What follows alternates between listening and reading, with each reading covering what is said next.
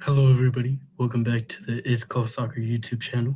I'm Nathan, and today I kind of just wanted to talk about the USMNT and how we can convert and like people that want to play in the NFL, MLB, NBA, NHL, etc. into soccer players. Um, because if you want the sport to grow, we have to have soccer become one of the top four, three, or two sports in the United States. Population wise, or popularity wise, sorry, there is a lot of popularity in soccer. We have a lot of dual citizens in this country, or people that come from South America, from Mexico, that enjoy soccer, but they watch their own, like they watch Liga MX, or they watch the Prem, they watch clubs in Europe. We don't have enough people in the United States watching US soccer and wanting to play for US soccer. I think so. Point number one is to make soccer cool. Make it easy and accessible to play. Make a soccer ball accessible to play. Make fields accessible for kids. Make it an easy backyard sport. The reason that I would say football and basketball are the top two sports in the United States is because there's basketball hoops everywhere. You could just go play street basketball. There's a thing where people they'll wear pants and they have shorts under, and the saying is they're always ready to hoop. They're always ready to play basketball, and not most of these people aren't ever going to be professional players, but you have maybe one out of every, even say 10,000 kids, you know what I mean? One can play in the NBA. So if we build soccer fields, we make accessible soccer nets for people to play, people will just be like, let's go play soccer. Personally, me and my friend group, what we would do in high school is we would, meet at my friend's park. He had soccer nets. We put them up and we just play soccer. Now, are any of us going to play professionally? No. But people are seeing that. They're like, oh, soccer is a cool sport. Let me pick up soccer. After this World Cup, I have recently moved to the Los Angeles area, and during and after the World Cup, I have seen many more people playing soccer. There's kids in my neighborhoods who set up nets and they just fool around and play, right? But that's what you need. You need kids to be like, oh, let me just play soccer. And then, when they could start playing for club teams, or when they could just start playing at the local level, like there's always a youth football league, there's always a youth basketball league, there's always a youth baseball league. If we could do the same for soccer in this country, it will grow and the talent will exponentially grow more too. Um, my second point is we have to get kids started at a younger age. Like football, there's some players that don't start playing football until middle school. Personally, I didn't play tackle football until high school, and I got injured a lot. And so I don't play football anymore. I actually coach it down here in LA. So that's another thing. We need an influx of coaches. I feel there's people who love soccer. There's people that would want to coach soccer, but there's not enough leagues. There's not enough kids wanting to play. And then also, like, there's not enough coaches that know exactly what they're doing to get the right development out of people. Um, so I think we need to grow youth popularity to get kids started at a younger age. There's some people that will say, "Oh, you need to start soccer at 2, 3, 4 years old," which yes, if you want to be, a world-renowned player, you gotta start very soon. But most kids, especially in the United States, don't like they'll fool around with sports, but they don't start playing sports until they're 5, 6, 7 years old. Now, do I think that that will still work? I really do think that that will still work. I think that we can convert convert players to be like, oh, football's not really my thing. I don't like tackling. Oh, basketball's not really my thing. I'm not great at shooting. It's like, well, let's come try soccer. Get nice with your feet, you know, be able to dribble. We need to teach technicality because there's a lot of athletes in the United States. You could think of NFL players very agile, receivers very agile, DBs very agile, quarterbacks very agile too. If you find the right quarterback, safeties are agile. Middle linebackers, they're big, but they're agile. You go to the NBA, very tall players. You have players 6'5", 6'6", 6'7", 6'8", 6'9", and beyond, right? If you could get players like that into soccer, Imagine the United States. We could have a back line that's literally 6'6" and above, and they could be great players, and nobody will want to go up against that back line because they're not going to be winning headers. You know what I mean? So we have to take advantage of what we have here in the United States, the athletes that are everywhere, just like every country has athletes, just like South America or Europe, their athletes go straight to soccer. Now, are you going to get soccer to be the number one sport in this country? I really don't think so. I think the NFL and the NBA have so much of a reach that kids always want to do that. Like me personally, when I was growing up, I only ever wanted to play in the NFL. I didn't want to play in the NBA or anything like that. I didn't even hear about soccer until like middle school. And that's another issue. Kids don't know about soccer till middle school. So they're not taking it seriously because they see soccer as, oh, let me just fool around. Let me just have some fun. When kids start taking this stuff seriously and they start, learning the technical side of soccer, the sport will grow.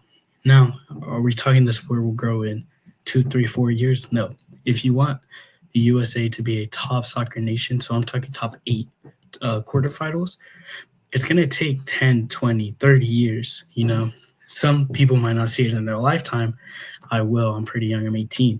So I can see the sport grow. And there's a lot of people that will be able to see the sport grow.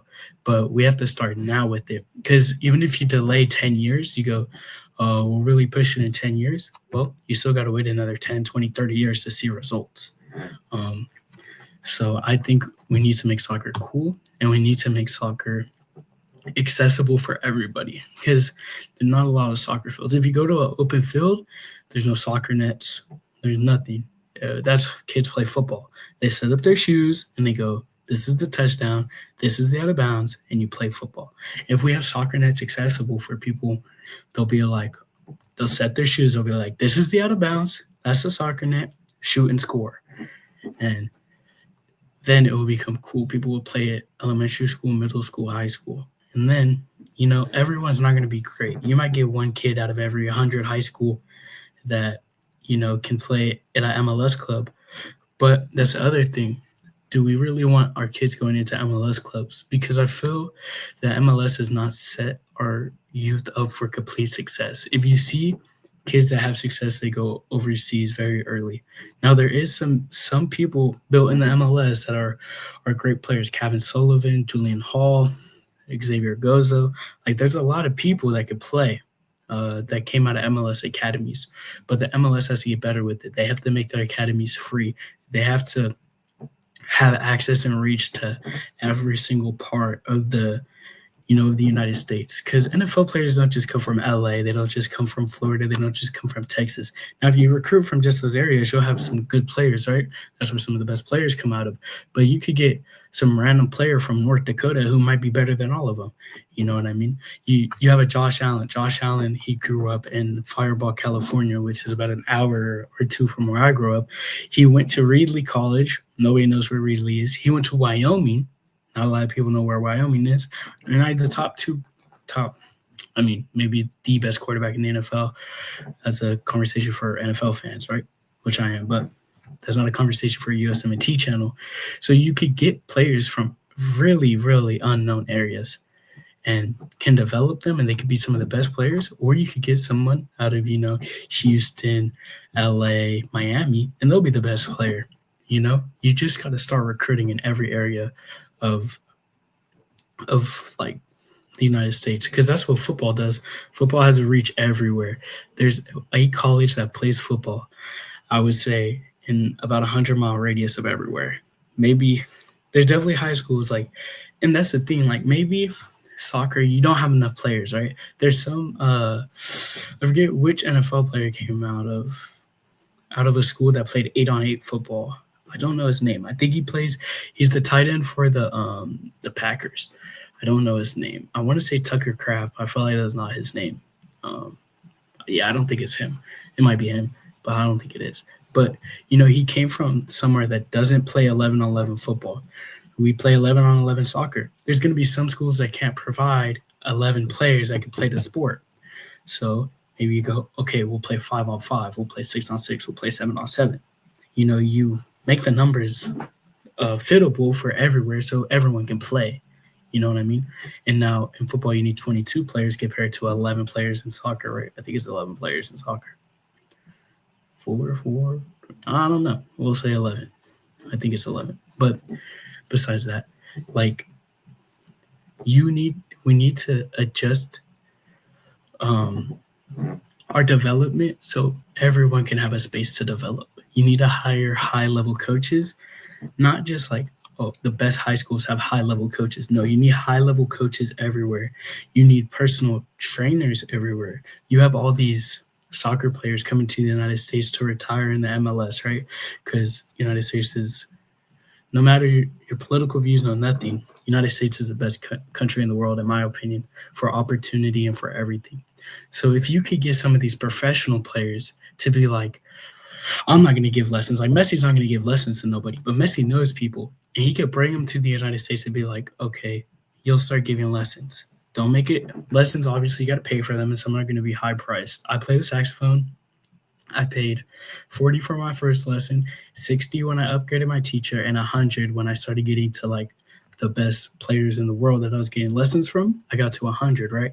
Soccer is going to be a little more, a lot more actually. But besides that, you know, if we could start getting high level coaches in every part of the country, either coaching teams or giving lessons, is going to grow the sport exponentially. Like we will have players coming out the wazoo being very good at soccer. And I brought up the height of the back line. Like you don't need no 6'7", 6'8" players. You could have 6'4", 6'3", very athletic. Alex Freeman, came from an NFL player. His dad was an NFL player. He grew up playing football. I can guarantee you that. I think. Only I can guarantee you that, but I'm pretty sure because his dad's in the NFL. He watched him. He's like, oh, I'm going to play some football. But then he also played soccer, and he's a very great athlete. You look at France. They are a great team. They have great players, but everybody's very athletic. The United States can follow that model. You have a lot of athletes in the United States, a lot. You have, you have 53 people on an NFL roster. There's 26 that can go to a World Cup. So you almost have double the size on an NFL roster, every NFL roster, and all of them are great athletes. Everyone will say, oh, a practice squad player can't do this. A practice squad player can't do that. Practice squad player would burn everybody if you try to go one-on-one against him. Like that basketball player that everyone called the worst in the league. He went to a gym. He literally, I'm pretty sure, didn't let up a point, beat everyone 11-0. And he said his quote was, I'm closer to LeBron than you're closer to me in basketball. So you have all these great athletes everywhere that you could get to play football or soccer, whatever you want to call it. And it can grow the sport, and we will exponentially have better players. Like, because that's how the United States is with competition. You see one player, you're going to go, oh, I want to be better than him. So you're going to have that player, you just don't want to be better than him. And then when that player gets better than him, you're going to have another player that goes, I want to be better than him. And it's so on and so forth. And if you want the United States to become a top 8 soccer country in the world, I feel that's what we need to do. Now, you can say if we do that, we might become a top 4, top 3, top 2 country. Whatever you believe, I think we can't shoot that far ahead just yet. I think for us to become a consistent top 8 country in the world, it's going to take 10 to 20 years. It's going to take a lot of development at the youth level. And then it's okay once they turn 16, 17, 18, send them to Europe. We don't have the best equipment, coaches here to train our players. Now, we could talk about how in 20, 30 years, if the growth of soccer keeps growing, we can become a top 10, 5 league in the world. We can become that, but you first have to start with growing the sport. The only reason I say that the USA can produce a top 5 league in the world is because it's the USA. And you have that appeal of people wanting to come. Everyone wants to come to the United. Well, not everyone, but a lot of people want to come to the United States. So if you can build a great footballing culture, something like in Europe, you see these crazy German fans, half the stadium is filled up with smoke. Like, that's crazy. That's intimidating. If you can build that in the United States, people will want to come play here. And now instead of getting a 40-year-old Messi, maybe you get a 30-year-old Messi coming because the United States has become a top country in the world, you know what I mean, to play soccer in. So I think the steps we need to take is starting at the youth level, rebuilding the entire system, making things free, making things accessible, letting kids be able to just pick up a soccer ball and go play. Make sure there's nets places. Even, in some countries it's concrete. I think it's called football or futsal or however you say it, right? They just go play. We need to build that in the United States. We don't have that in the United States, but we have that for the top 3 or 4 major sports. Whatever you consider the top 4 major sports are. I can tell you the top 3 is NFL, basketball, and baseball. And there's baseball fields everywhere. There's basketball courts everywhere, and there's fields everywhere to go play football. And if we can do that for soccer in this country, everything will grow. You don't just need those coaches either, just fields. Fields is the first place to start. Whether that's the local community coming together saying, "Hey, we're gonna build 10 football pitches here, and kids can come play whenever." And then you set up a youth league, and now the youth league uses those for half the year, and then random kids use it for half the year, and you have more people flowing and flowing and flowing and flowing and playing. And then the next level to that is getting good coaches to be able to develop players. And I know, so say a small place can't get 10 good coaches, have 10 good leagues, or 10 good teams, sorry. But you can get one good coach in an area, and it's like he can host master classes, and that's what we have to do to grow. We can't completely be competitive with soccer yet because we don't have the coaches and we don't have the minds to do it, in my opinion. So if we can keep everything open, let everyone grow off of everybody, the sport will grow. The next step, getting coaches that care and love the sport and that are very knowledgeable in the sport. And if we could do that, the kids are just going to get better because when you're young, you tell a kid what to do, they do it. And if kids continually do what they need to do to become great players, obviously they're going to be great. The next step is MLS, USL, anything in any soccer in the United States, USL 1, 2, 3, whatever you want to say, making their academies more accessible and helping kids not just go from their academy to their club, but from their academy to their club to the next level, which is a top five league in Europe. Or 17, 18-year-olds, they don't got to go to a top 5 league. Send them to the championship, send them to Bundesliga 2, send them to the second division of Spain. They don't have to go straight into playing a crazy high level football. They can go play better than MLS football and get experience, see how the experience outside of the United States is at a very young age, because 16, 17, 18 is a young age. Especially for a kid to move out the country, they learn the experience. And then when they're, 19, 20, 21, they make a move to a top 10 league. And now we have consistent players over 10, 15 years that are always playing in top 5 leagues at every position.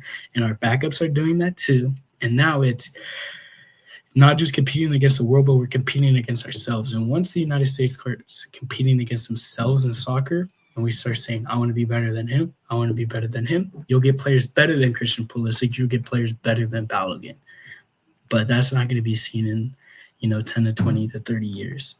So the point of this video was a whole lot of yapping, in my opinion, about how the United States can grow soccer in this country.